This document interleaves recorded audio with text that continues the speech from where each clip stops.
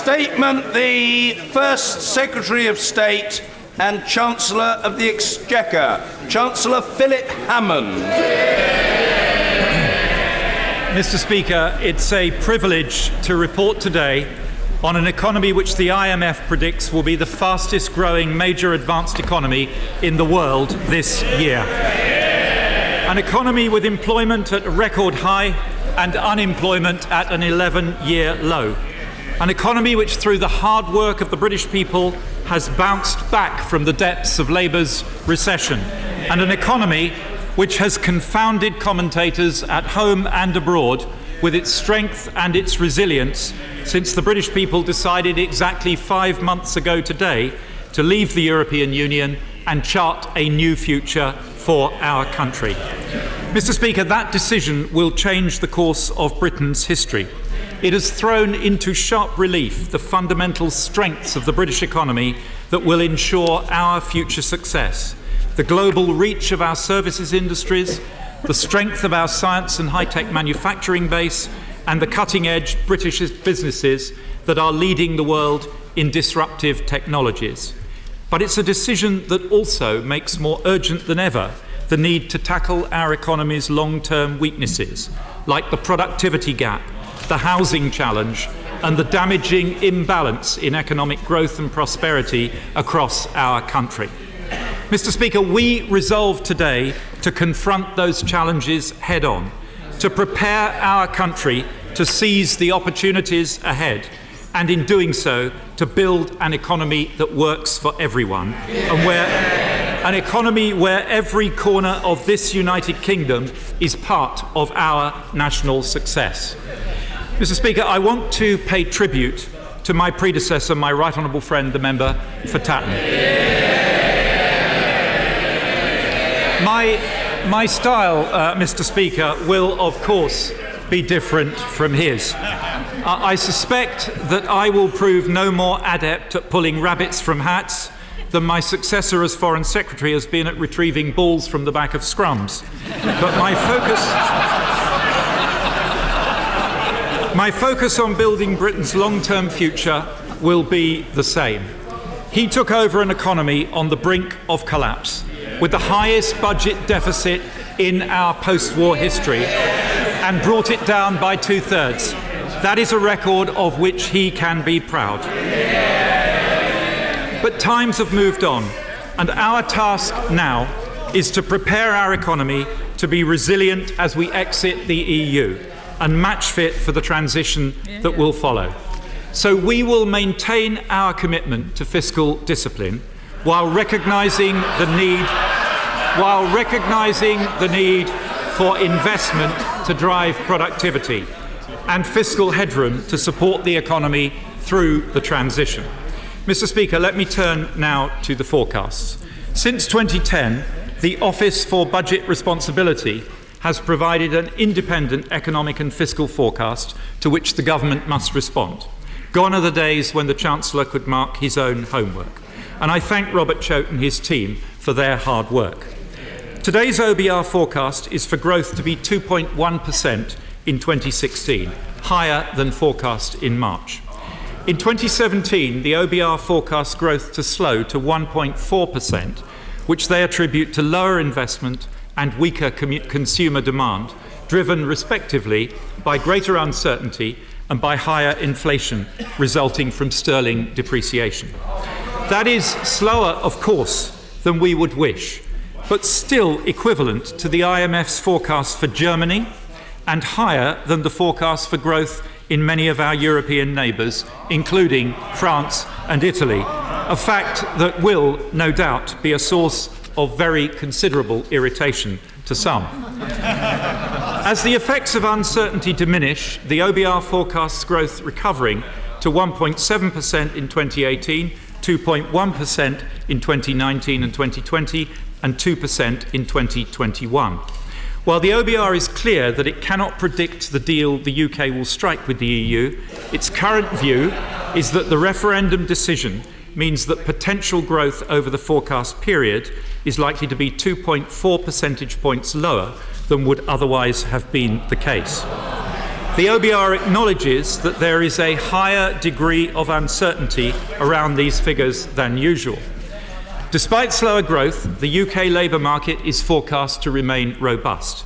We have delivered over 2.7 million new jobs since 2010, and this forecast, Mr. Speaker, shows that number growing in every year.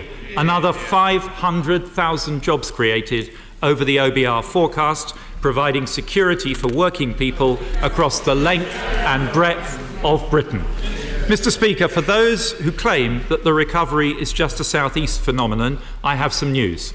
Over the past year, employment grew fastest in the North East, the claimant count fell fastest in Northern Ireland, pay grew most strongly in the West Midlands, and every UK nation and region saw a record number of people in work. That, Mr. Speaker, is a labour market recovery that is working for everyone. Monetary policy has played an important role in supporting growth since the referendum decision, but a credible fiscal policy remains essential for maintaining market confidence and restoring the economy to long-term health. In view of the uncertainty facing the economy and in the face of slower growth forecasts, we no longer seek to deliver a surplus in 2019-20. But the Prime Minister and I, Mr. Speaker, remain firmly committed to seeing the public finances return to balance as soon as practicable, while leaving enough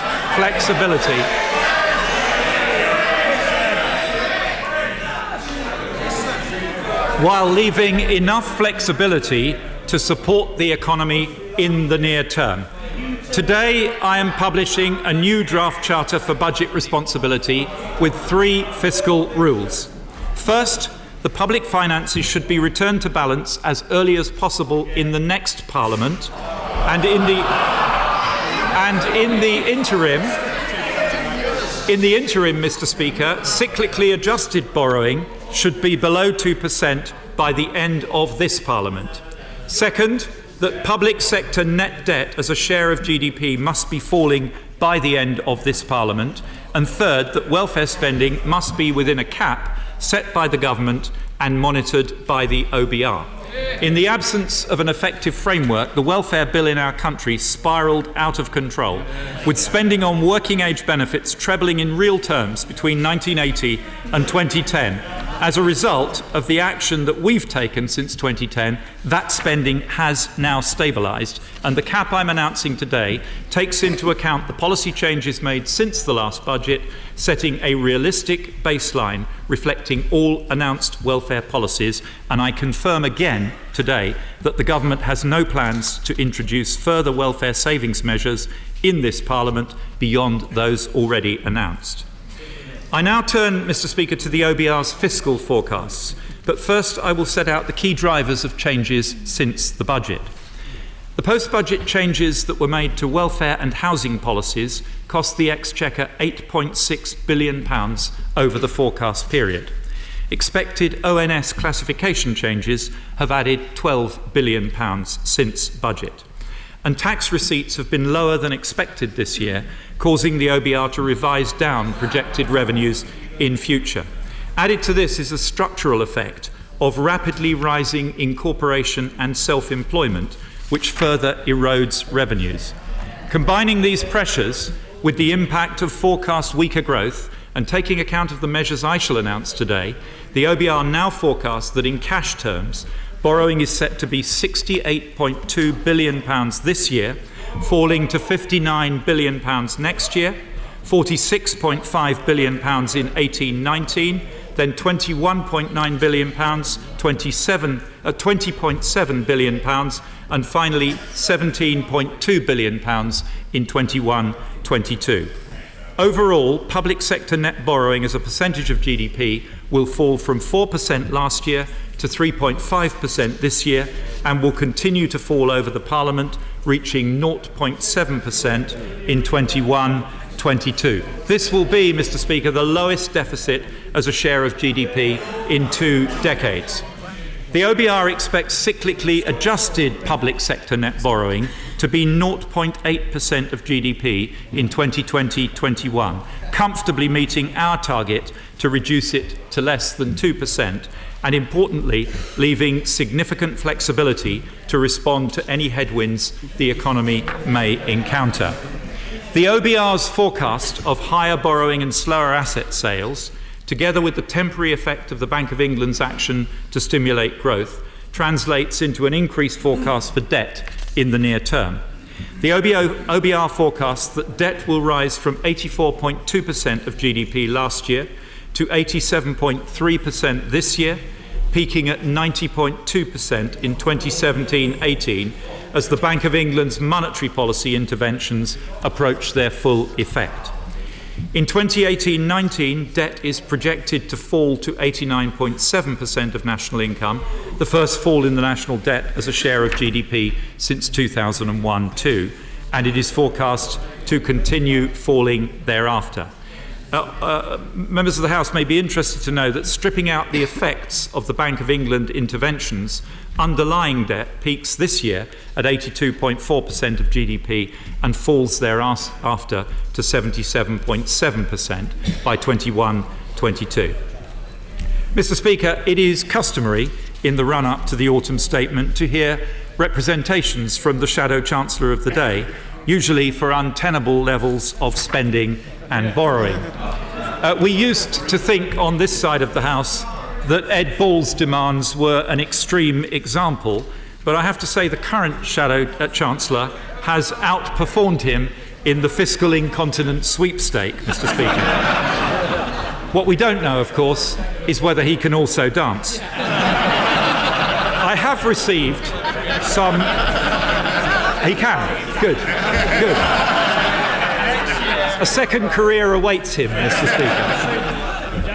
I have received, Mr. Speaker, some more measured representations from a range of external bodies, some of them calling for fiscal expansion, while others have suggested that there is no need at all to respond to a changed economic outlook. And that reflects, to be fair, the challenge that we face of resolving how best to protect the recovery, build on the economy's manifest strengths, yet at the same time respond appropriately to the warnings of a more difficult period ahead.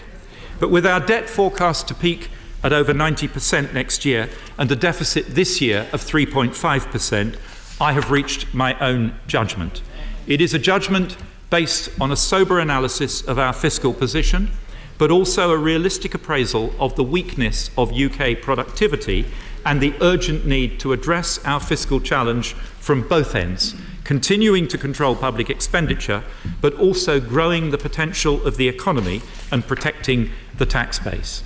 So we choose, in this autumn statement, to prioritise additional high-value investment, specifically in infrastructure and innovation, that will directly contribute to raising Britain's productivity. And the key judgment we make today, Mr. Speaker, is that our hard-won credibility on public spending means that we can fund this commitment in the short term from additional borrowing, while funding all other new policies announced in this autumn statement through additional tax and spending measures. That is the responsible way to secure our economy for the long term. Mr. Speaker, the productivity gap is well known to honourable and right honourable members, but shocking nonetheless. It bears repeating. We lag the US and Germany by some 30 percentage points in productivity, but we also lag France by over 20 points and Italy by 8 points, which means in the real world it takes a German worker 4 days to produce what we make in 5. And that means, in turn, that too many British workers work longer hours for lower pay than their counterparts. And that has to change if we are to build an economy that works for everyone.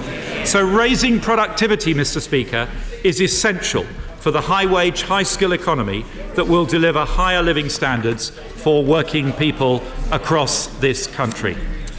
As a result of decisions taken by my predecessor, public investment is higher over this decade than it was over the whole of the period of the last Labour government. But today, I can go further. I can announce that we are forming a new National Productivity Investment Fund of £23 billion to be spent on innovation and infrastructure over the next 5 years, investing today for the economy of the future. Let me set out, Mr. Speaker, for the House how this money will be used. Mr. Speaker, we do not invest enough in research, development and innovation. As the pace of technology advances and competition from the rest of the world increases, we must build on our strengths in science and tech innovation to ensure that the next generation of discoveries is not only made here, but is also developed and produced in Britain. So today I can confirm the additional investment in R&D rising to an extra £2 billion per year by 2021, announced by my right honourable friend the Prime Minister on Monday. Mr. Speaker, economically productive infrastructure directly benefits businesses, but families too rely on roads, rail, telecoms and especially housing. We've made good progress, with the number of new homes being built last year hitting an 8-year high. But for too many, the goal of home ownership remains out of reach. In October, my right honourable friend, the Communities Secretary, launched the £3 billion Home Builders Fund to unlock over 200,000 homes and up to £2 billion to accelerate construction on public sector land. But we must go further still. The challenge of delivering the housing we so desperately need in the places where it is currently least affordable is not, of course, a new one, but the effect of unaffordable housing on our nation's productivity makes it an urgent one. My right honourable friend, the Communities Secretary, will bring forward a housing white paper in due course addressing these long-term challenges. But in the meantime, we can take further steps. One of the biggest objections to housing development, as honourable and right honourable members will know from their own constituencies, is often the impact on local infrastructure. So we will focus government infrastructure investment to unlock land for housing, with a new £2.3 billion housing infrastructure fund to deliver infrastructure for up to 100,000 new homes in areas of high demand. And to provide affordable housing that supports a wide range of need, we will invest a further £1.4 billion to deliver 40,000 additional affordable homes. And I will also relax restrictions on government grant to allow providers to deliver a wider range of housing types. I can also announce a large-scale regional pilot of right to buy for housing association tenants and continued support for home ownership through the Help to Buy equity loan scheme and the Help to Buy ISA.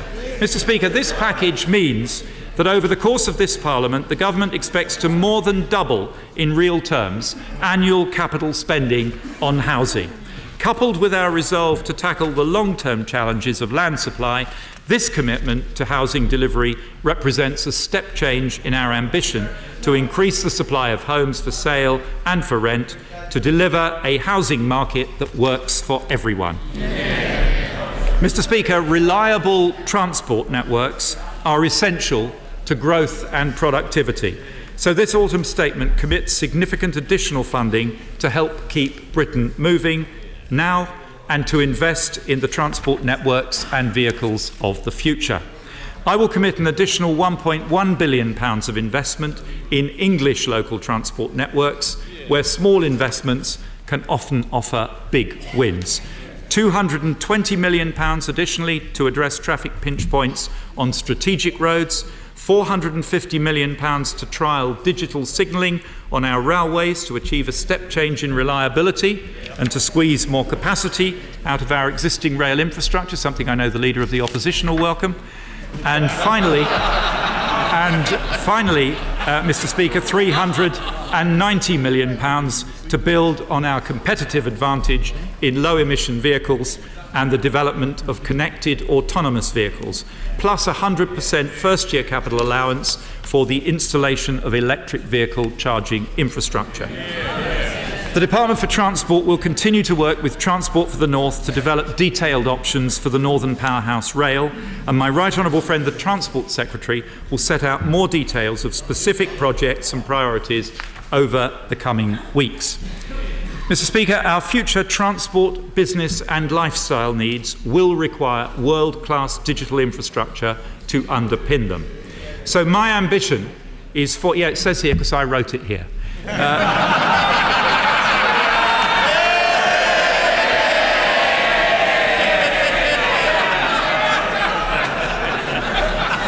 So my ambition, Mr. Speaker, is for the UK to be a world leader in 5G. That means a full fibre network, a step change in speed, security and reliability. So we will invest over £1 billion in our digital infrastructure to catalyse private investment in fibre networks and to support 5G trials.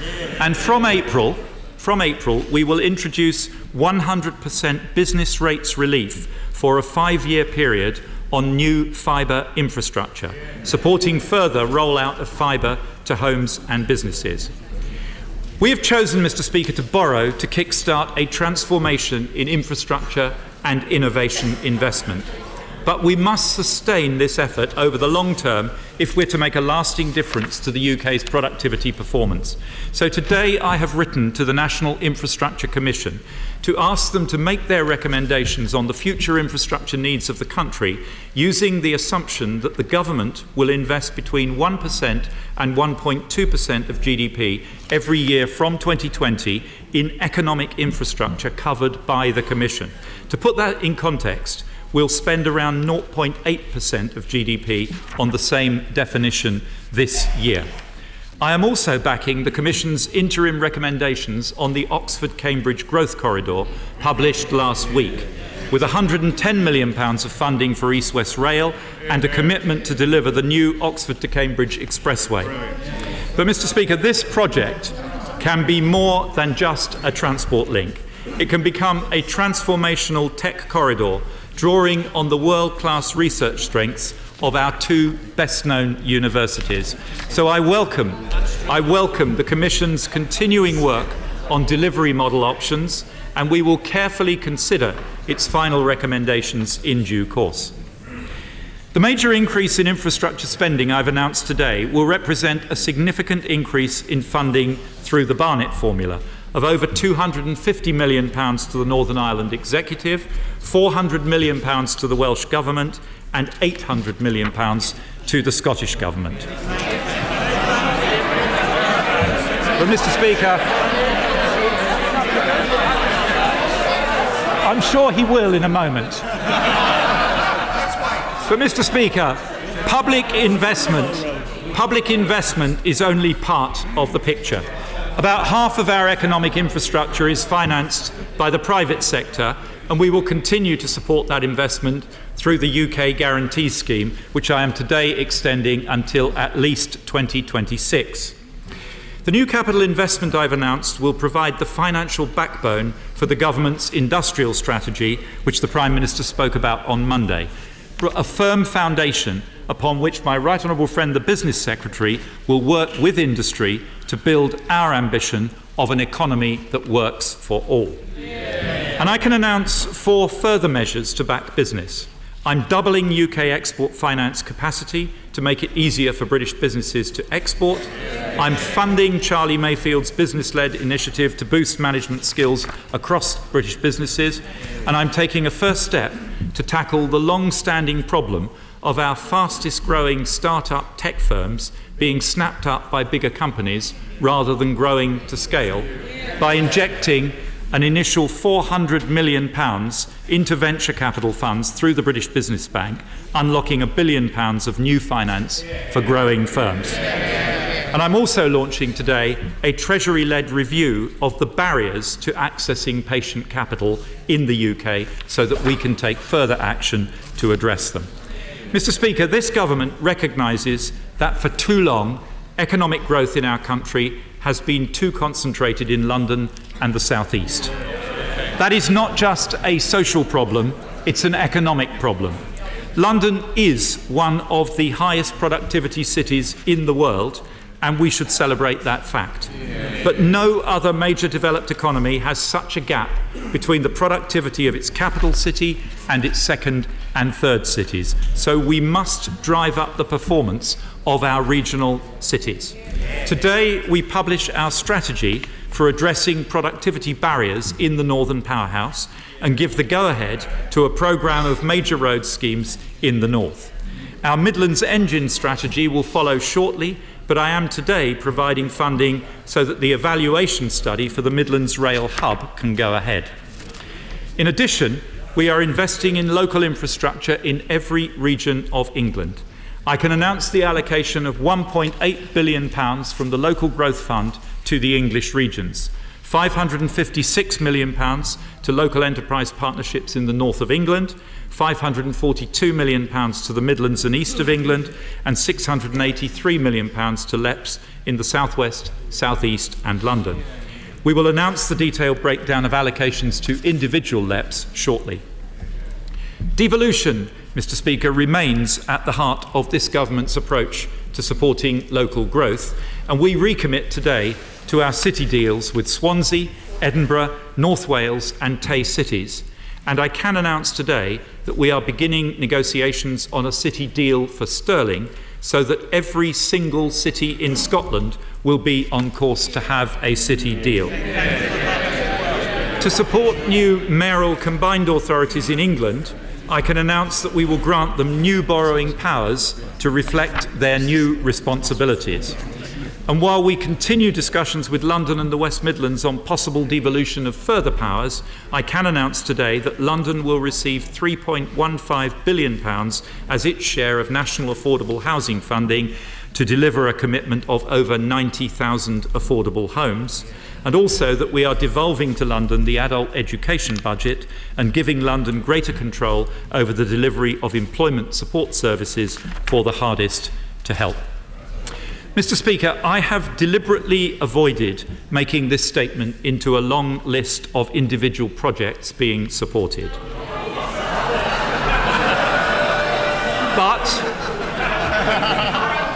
But I am going to make one exception.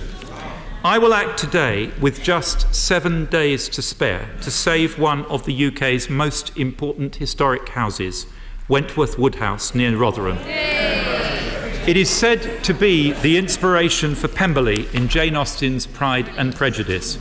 But in 1946, in an extraordinary act of cultural vandalism, the then Labour government authorised extensive open-cast coal mining virtually up to the front door of this precious property. Perhaps, Mr. Speaker, that's Labour's idea of a northern powerhouse. Wentworth Woodhouse is now at critical risk of being lost to future House. It sounds very interesting indeed. Chancellor.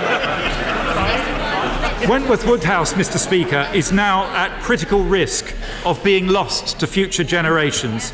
A local effort has been hugely successful in securing millions of pounds in funding from various foundations and charities, subject to the balance required to make the house safe being found by November 30th. So we will today provide a £7.6 million grant towards urgent repairs to safeguard this key piece of northern heritage, all but destroyed by a Labour government, saved by a Conservative one.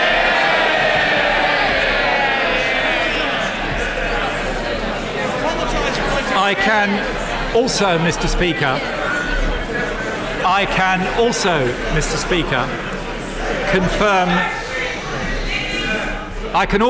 Speaker, confirm distribution of a further £102 million of LIBOR bank fines to armed forces and emergency services charities, including, my honourable friends will be pleased to hear, £20 million to support the Defence and National Rehabilitation Centre at Stamford Hall in Nottinghamshire, as well as £3 million from the Tampon Tax Fund for comic relief to distribute to a range of women's charities. Mr. Speaker, we choose to invest in our economic infrastructure because it can transform the growth potential of our economy, as well as improving the quality of people's lives. But that investment is only possible because we on this side of the House are prepared to take the tough decisions to maintain control of current spending. every one of them opposed by the party opposite. When we took office in 2010, public spending was 45% of GDP. This year, it is set to be 40%.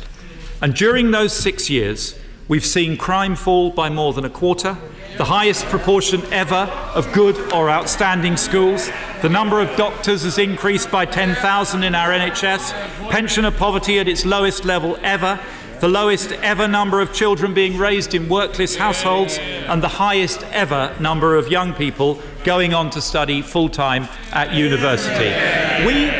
We have demonstrated beyond doubt that controlling public spending is compatible with world-class public services and social improvement.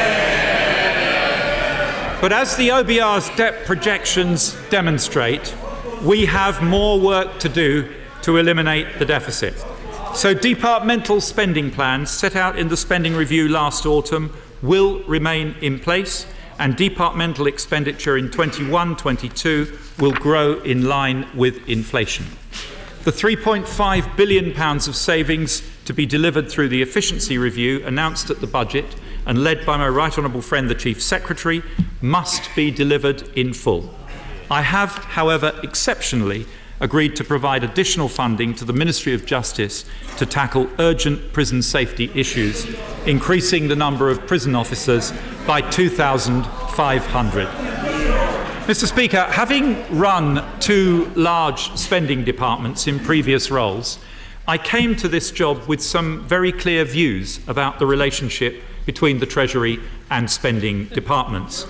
I want departments to be incentivised to drive efficiencies, and I want the Treasury to be an enabler for good, effective spending across government.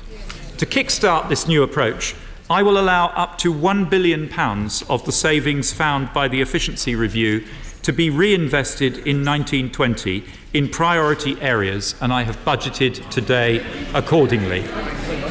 Mr. Speaker, we manage public spending so that we can invest in the public's priorities, and this government has underlined those priorities with a series of commitments and protections for the duration of this Parliament. And I can confirm today that despite the fiscal pressure, we will meet our commitments to protect the budgets of key public services and defence.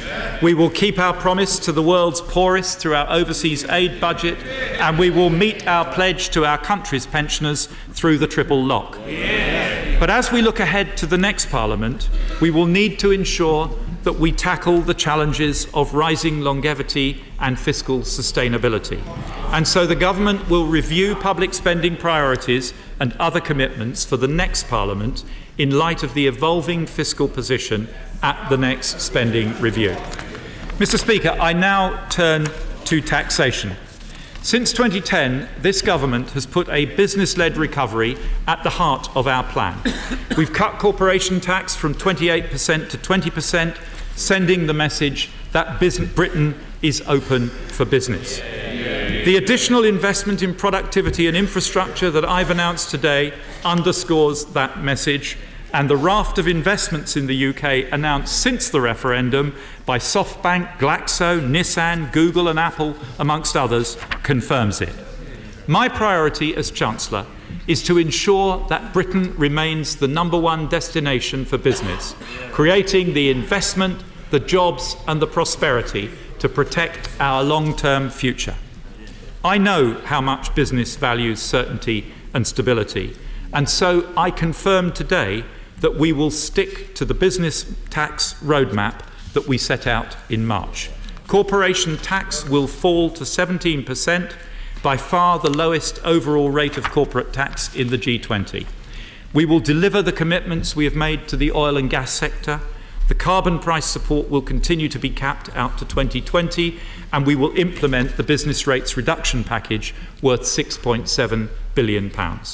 I can also confirm today that, having consulted further, my right honourable friend the Communities Secretary will lower the transitional relief cap from 45% next year to 43% and from 50% to 32% the year after. That's complicated, but it's good news.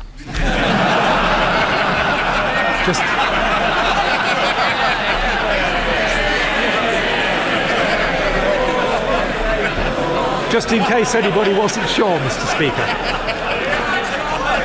And I will also increase the rural rate relief to 100%, giving small businesses in rural areas a tax break worth up to £2,900 per year. But, Mr. Speaker, in return for these highly competitive tax rates, the tax base must be sustainable. From April 2017, we will align the employee and employer national insurance thresholds at £157 per week. There will be no cost to employees, and the maximum cost to business will be an annual £7.18 per employee. Insurance premium tax in this country is lower than in many other European countries and half the rate of VAT. In order to raise revenue, which is required to fund the spending commitments I am making today, it will rise from 10% currently to 12% from next June. At the same time, I can confirm that the government's commitment to legislate next year to end the compensation culture surrounding whiplash claims, a major area of insurance fraud, and that will save drivers an average of £40 on their annual premiums. Mr. Speaker, technological progress is changing the way people live and the way they work. The tax system needs to keep pace. For example, the OBR has highlighted today the growing cost to the Exchequer of incorporation.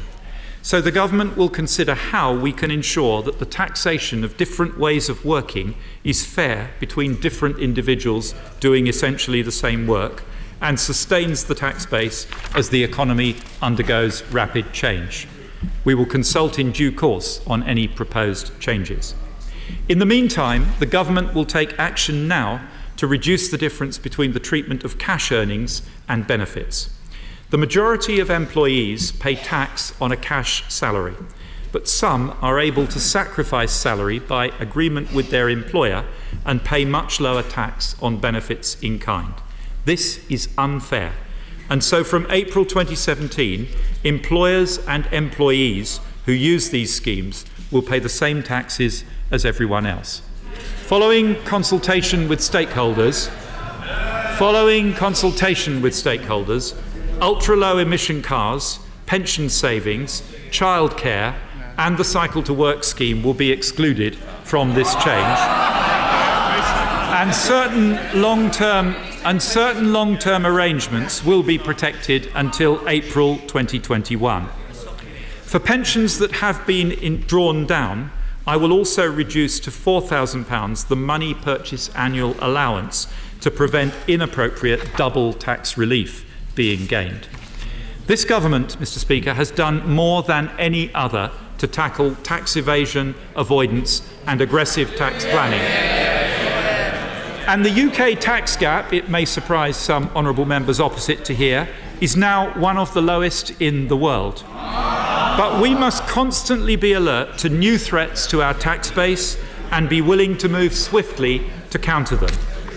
At the budget, we committed to removing the tax benefits of disguised earnings for employees, and I am now going to do the same for the self-employed and employers, raising a further £630 million over the forecast period. We will shut down inappropriate use of the VAT flat rate scheme that was put in place to help small businesses. We will abolish the tax advantages linked to employee shareholder status in response to growing evidence that it is being primarily used for tax planning purposes by high-earning individuals. And we will introduce a new penalty for those who enable the use of a tax avoidance scheme that HMRC later challenges and defeats. These measures and others set out in the autumn statement document raise around £2 billion over the forecast period. Mr. Speaker, there is understandable public concern that the pitch is tilted in favour of large multinational groups which are able to use cross-border structures to manage their tax liabilities. Following detailed consultation, I can confirm that we will implement our new restriction on tax relief for corporate interest expenses and reform the way that relief is provided for historic losses. These measures, scored at Budget 2016, will help to ensure large businesses will always pay tax in years where they make substantial profits. They will also mean that businesses cannot avoid tax by borrowing excessively in the UK to fund their overseas activities. They take effect in April and raise over £5 billion from the largest businesses in the UK. Mr. Speaker, I said that the tax system must be fair, and that means rewarding those who work hard by helping them to keep more of what they earn. And there is one tax reform this government has pursued since 2010 that has done more than any other to improve the lot of working people: raising the tax-free personal allowance. When we entered government in 2010, it was £6,475. Now, after 6 years, it is £11,000 and will rise to £11,500 in April. As a result, we have more than halved the tax bill of someone with a salary of £15,000 to just £800. That is a massive boost to the incomes of low and middle earners. Since 2010, we've cut income tax for 28 million people and taken 4 million people out of income tax altogether. And I can confirm today that despite the challenging fiscal forecasts, we will deliver on our commitment to raising the allowance to £12,500 and the higher rate threshold to £50,000 by the end of this Parliament. Once that £12,500 has been reached, Mr. Speaker, the personal allowance will rise automatically during the 2020s in line with inflation, rather than the national minimum wage as currently planned. It will be for the Chancellor to decide from year to year whether more is affordable.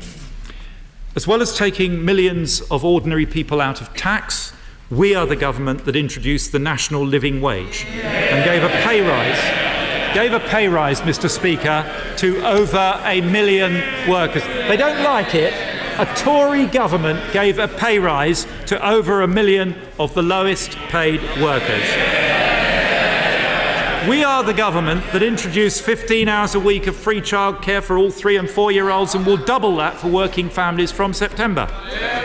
The government whose education reforms have raised standards and expanded opportunity, with 1.4 million more children now in good or outstanding schools. And the new capital funding that I've provided today for grammar schools will help to continue that trend.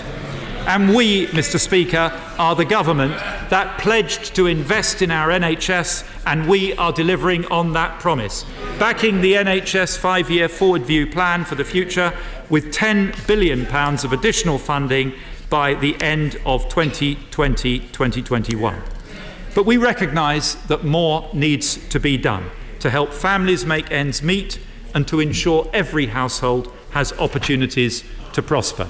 So today I can announce that the national living wage will increase from £7.20 to £7.50 in April next year. That's a pay rise worth over £500 a year to a full-time worker.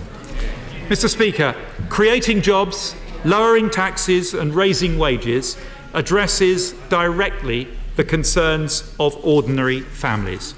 And the revenue-raising measures that I've announced today enable me to go further to help families on low wages.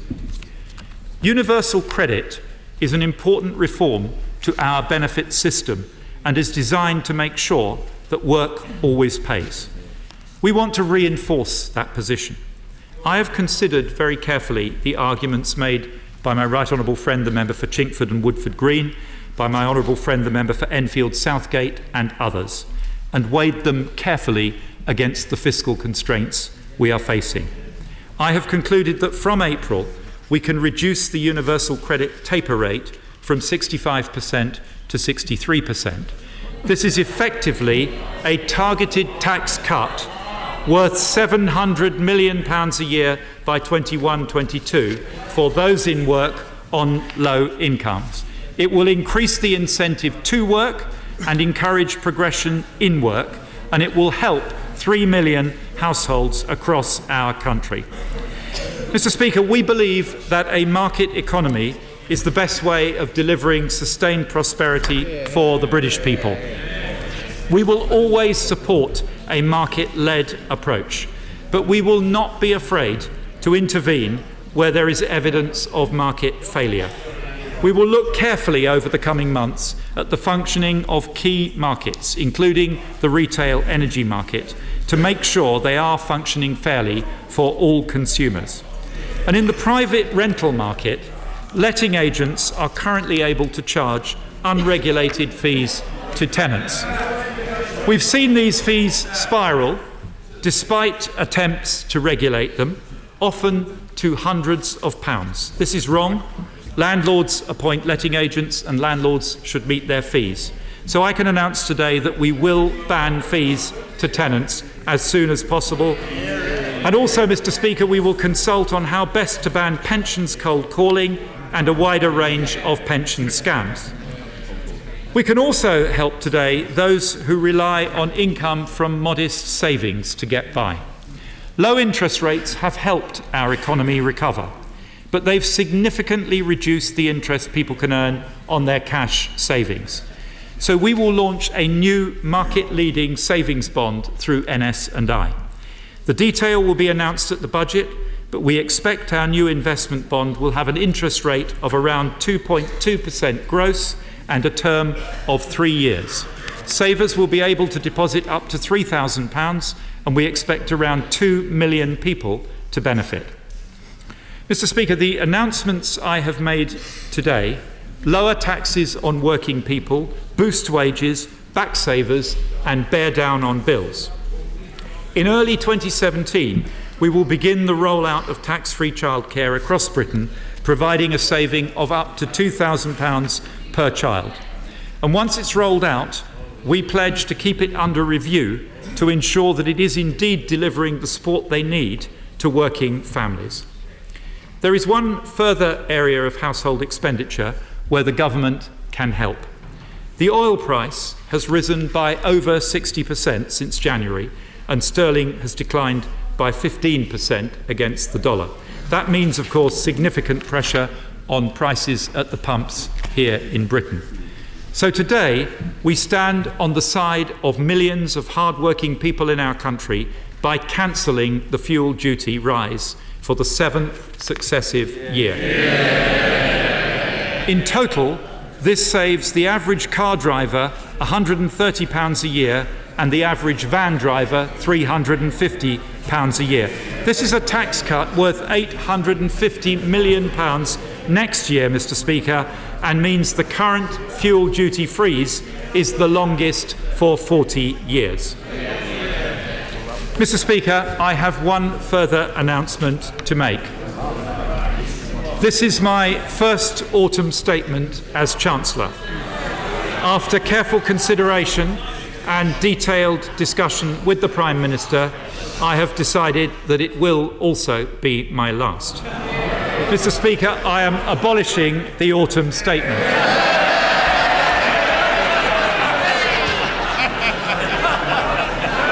No other major economy makes hundreds of tax changes twice a year, and neither should we. So the spring budget in a few months will be the final spring budget. Starting in autumn 2017, Britain will have an autumn budget announcing tax changes well in advance of the start of the tax year. From 2018, there will be a spring statement responding to the forecast.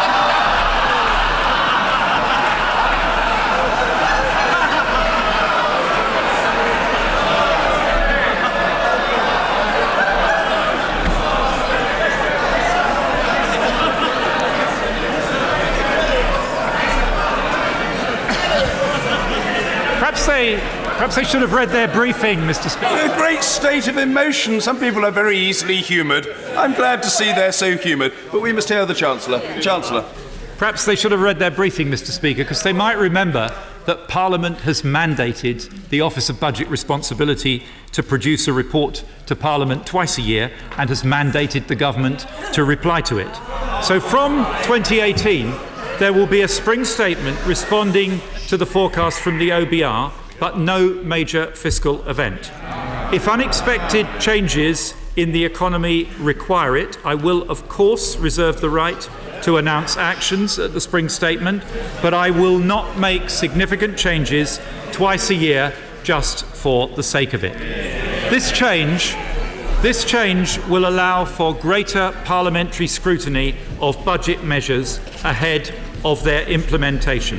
Mr. Speaker, this is a long overdue reform to our tax policy making process and brings the UK into line with best practice recommended by the IMF, the IFS, Institute for Government and many others. Mr. Speaker, the OBR report today confirms the underlying strength and resilience of the British economy. This autumn statement responds to the challenge of building on that strength while also heeding the warnings in the OBR's figures as we begin writing this new chapter in our country's history. It restates our commitment to living within our means, and it sets out our choice to invest in our future. It sends a clear message to the world that Britain is open for business, and it provides help to those who need it now. So, Mr. Speaker, we have made our choices. We have set our course. We are a great nation, bold in our vision, confident in our strengths, and determined in our ambition to build a country that works for everyone. I commend this statement. John McDonnell.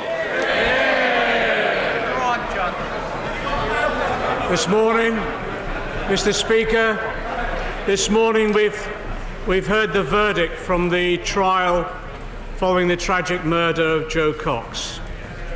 Joe Cox's murder robbed this House of a fierce advocate for social justice and a passionate campaigner. Her killing was an attack on democracy itself. Our thoughts are with her family this morning. Mr. Speaker, today's statement places on record the abject failure of the last 6 wasted years and offers no hope for the future. The figures speak for themselves. Growth down, wage growth down, business investment down, and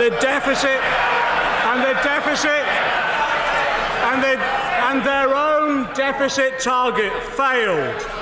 The debt target failed. The welfare cap failed.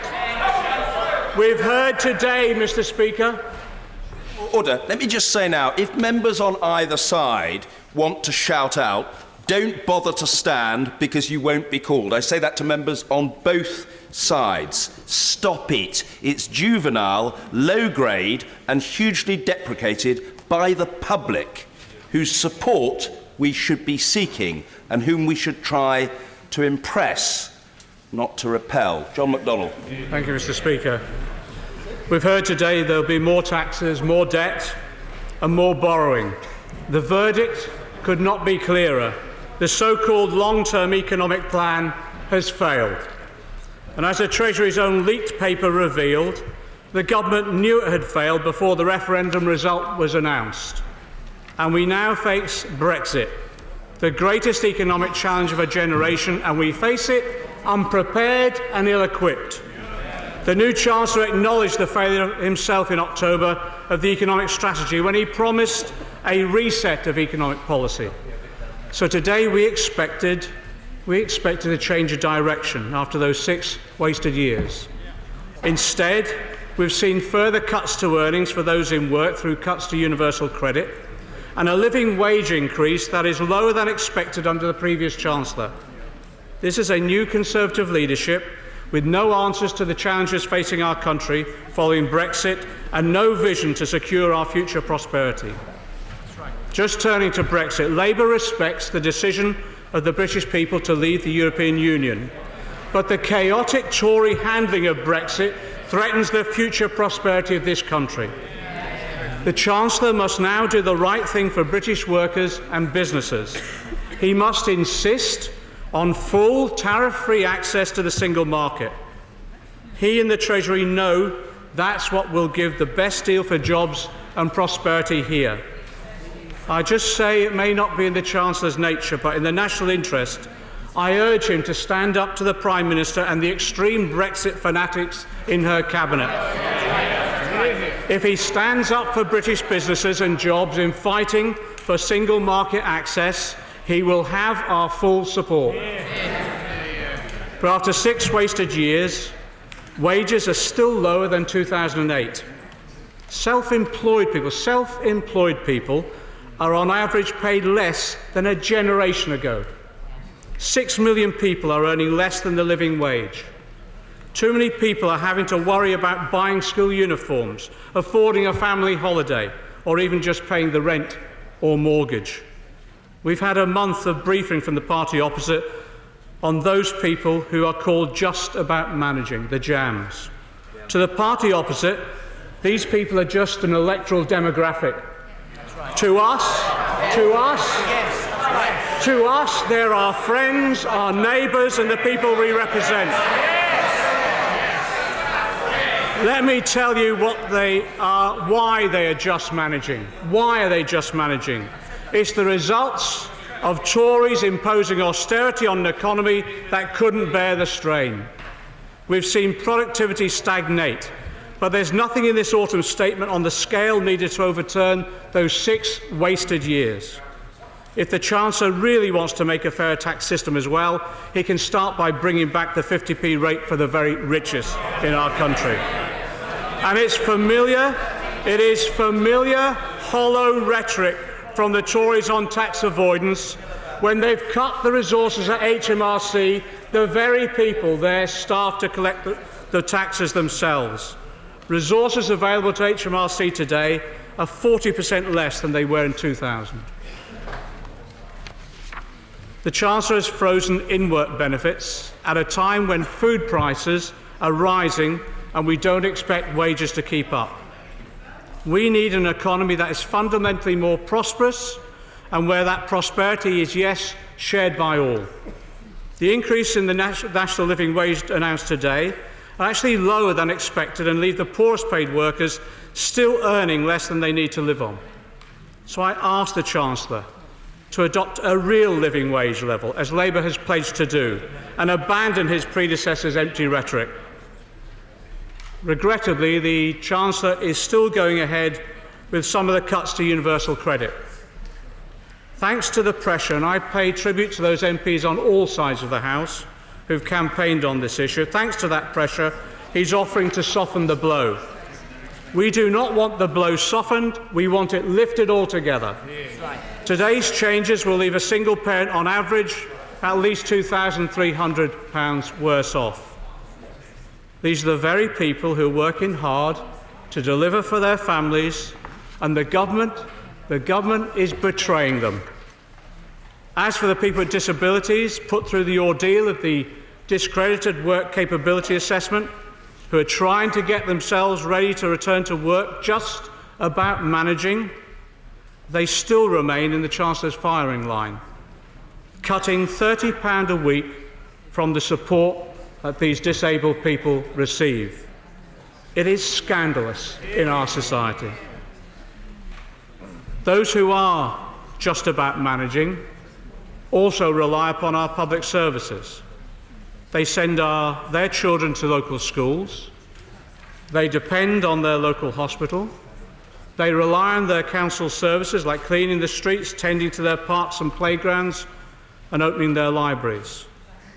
But the reality is, after 6 wasted years, our public services are just not managing. Today, the childcare that parents rely upon remains underfunded, as the Public Accounts Committee has reported, and it will remain underfunded even after the announcements today. I want to pay tribute as well to the honourable members for Swansea East and Erith and Thamesmead for their important work in bringing the issue of child burial fees to the public attention. And I ask the government to do the right thing on child burial fees and reconsider making funding available for families in these desperate circumstances. Councillors from all political parties are reporting that they are at a tipping point in the provision of social care. The previous Chancellor cut nearly £5 billion from social care, meaning now that over 1 million people who need care aren't getting it. They're not even just about managing, and they've got little help today. We call for additional support for social care. But the funding being provided today is only a stopgap measure. Our social care system will not be secure without long-term funding. Tonight, many elderly people will remain trapped in their homes, isolated and lonely, lacking the care they need because of this continuing cuts to social care. You can't cut social care without also hitting the NHS. The supposed £10 billion funding allocated is a restatement of an earlier commitment, but the Health Select Committee described this £10 billion claim as, and I quote, misleading and incorrect. The real amount is less than half that claimed. The result? We now have 3.9 million people on NHS waiting lists, more than ever. Many of those 3.9 people are waiting in pain, and they got no relief today. No relief today. Across the country, hospitals are facing losing their accident emergency units, losing their maternity units, and losing their specialist units. This Tory government is failing patients and also failing the dedicated NHS staff that serve us so well. This is the first time healthcare spending per head has declined since the NHS was created. And I fear there will be a crisis in funding and care over this Christmas. The NHS cares for us. We should care for the NHS. On education, members of this government have also overseen the biggest real terms cuts in education for 4 decades. £1 in every 7 has been cut from FE college budgets, and Conservative policy has saddled a generation of students with a lifetime of debt. How can a government seriously talk about supporting a 21st century economy when they're planning to pour tens of millions into the failed 20th century policy of grammar schools, segregating our children at an early age? On housing, the Chancellor has announced today that he's scrapping pay-to-stay proposals and letting agents' fees. This U-turn is a victory for Labour's campaigning against both the tenant tax and letting fees. The Chancellor has spoken before of the dream of home ownership for the young. Nothing announced today is of the scale needed to suggest it will remain anything other than a dream. The hard facts are these. The government of which he was a member built fewer homes than at any point since the 1920s. There are now 250,000 fewer homeowners under 35. The Chancellor today could have delivered the scale of investment required to build the homes we need and create a new generation of home ownership. He significantly failed. I'm grateful that as a result of the campaign from the Honourable Member for Wentworth and Dean that the Wentworth and Woodhouse building will be saved. I'm grateful. The accusation was that a Labour government opened an open-cast mine near to it and threatened it. That was the Labour government, I believe, in 1947. I just wish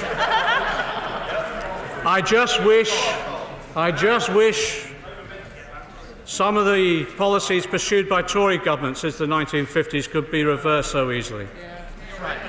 The biggest failure of investment is this. The Chancellor has failed to address properly this government's most consistent shortcoming. His predecessor cut public investment to the lowest it's been since the 1990s. Instead of delivering the ambitious investment this economy needs across the whole country, the Chancellor has failed to recognise the scale of the challenge today. He also risked repeating the mistakes from last year with the National Flood Resilience Plan, failing to provide the protection our communities need.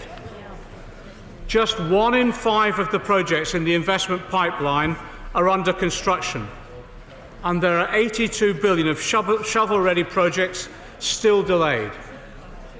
The infrastructure gap between London and the rest remains unbridged. London was scheduled to receive 12 times the public investment per head of the North East of England. But the £1.1 billion of investment in transport is a re-announcement. The Oxford to Cambridge rail link is significantly delayed against Network Rail's original planned completion date of March 2019. There are just no new ideas here, just a promise to deliver what they previously failed to deliver on. This is press release policy making and not provision. And all we need now is the return of the high-vis jacket. The fourth industrial revolution will not be delivered. The fourth industrial revolution will not be delivered on delays, on old news and re-announcements. At last, the government has realised its mistake and now talk about an industrial strategy, words that ministers refused to even refer to in the past. But it isn't enough just to change a few ministerial titles. The government and the Chancellor need to deliver. But we've yet to see the proposed Green Paper on industrial strategy that was promised over the summer. The same government that now talks also up high-tech investment oversaw a £1 billion cut in real terms to science funding in the last Parliament. The OECD recommends that developed countries should be spending 3% of GDP on science. And what we've heard today, the new spending will lift our expenditure from 1.7% of GDP to a mere 1.8%. And it's the same familiar story for business. The Chancellor is continuing the race to the bottom on corporation tax. While continuing to cut the cuts to public services, the Chancellor is cutting taxes to big business. We know it's not the headline tax rates that encourage long-term investment from businesses. Business investment has been revised down every year under this government. What encourages business investment is knowing they have access to skilled workers, to world-class infrastructure and to major markets. Today's grim economic forecasts show the challenge ahead. The Chancellor admitted over the summer that it was time for a change of course. He has now had to abandon his government's fiscal charter with its failed hard surplus target. Labour warned that a hard surplus target lacks the flexibility to adapt to economic circumstances and the capacity to allow investment. The Chancellor's U-turn today demonstrates just how right we've been over this last year.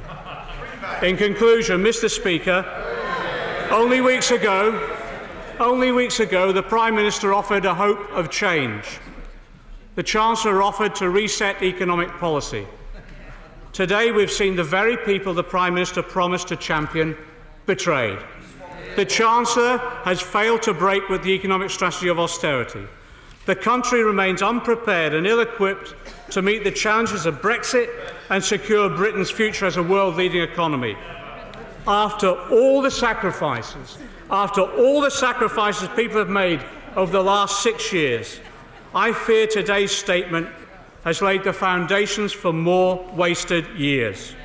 Only a Labour government will deliver on the ambition and vision to rebuild and transform our economy so that no one and no community is left behind.